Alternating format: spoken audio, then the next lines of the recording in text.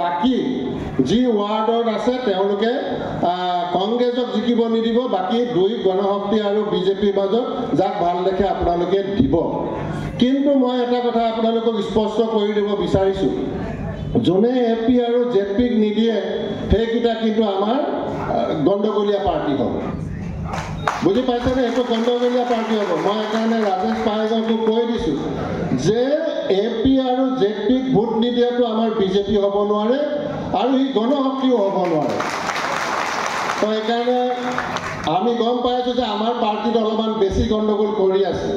তো মই সেইকাৰণে আমাৰ বিজেপি কৰ্মকৰ্তাসকলকো অনুৰোধ জনাইছোঁ, ৱাৰ্ডত যি কৰে কৰক, কিন্তু AP আৰু ZPত উল্টা পুল্টা কৰিব নোৱাৰিব। এইটো নৰেন্দ্ৰ মোদীৰ পাৰ্টি হয়, হিমন্ত বিশ্ব শৰ্মাৰ পাৰ্টি হয়।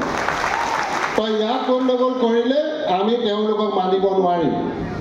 গতিকে মই সেইকাৰণে আমাৰ বিজেপি দলৰ কৰ্মকৰ্তাসকলকো মই কৈছোঁ যে কোনো কাৰণতে আপোনালোকে AP আৰু ZPক উল্টা পুল্টা কৰিব নোৱাৰিব। তলত আপোনালোকে কি কৰে কৰিব, আৰু ওপৰত উল্টা কৰি তলত বিজেপি দেখালে সেইটো আচল বিজেপি নহয়। তো মই সেইকাৰণে আমাৰ দলৰ যি দুই এটা আছে এই নেটৱৰ্কিংবিলাক আমি চাই আছোঁ, কেনেকৈ ঠিক কৰিব পৰা যায় সেইখিনি আমি ঠিক কৰিম। মই তথাপিতো আপোনালোককো মই অনুৰোধ জনাইছোঁ যে আপোনালোকেও এইকেইটা দিনত খুব ভালকৈ কৰক আৰু পঞ্চায়তটো খুব ভালকৈ আমি এইবাৰ কৰিব লাগিব। বেছি আৰু